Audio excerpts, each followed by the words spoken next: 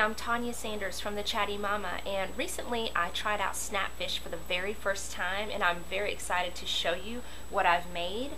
I decided to make an 11 by 14 photo book, and as you can see, I created a photo book of all the memories from the birth of my second daughter, Gabriella.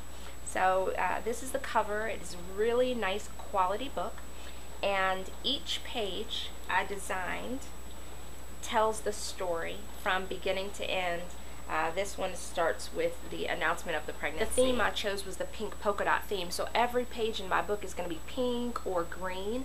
Some are polka dots, some are just plain pink. I'm really pleased with the quality, and this is just something that I'm going to want to have for the rest of my life. I think it makes a great gift for anybody, grandparents, or depending on whatever kind of book you choose to make. I'm definitely gonna make a second book. I can't have one for one daughter and not one for the other, so I'm very pleased with the 11 by 14 lay flat. I just want to send a special thanks to Snapfish for the opportunity to make this book. It is very nice. It retails for about $49 for the 20 pages. If you go beyond that, you get charged just a little bit more per page, but it is a really nice book.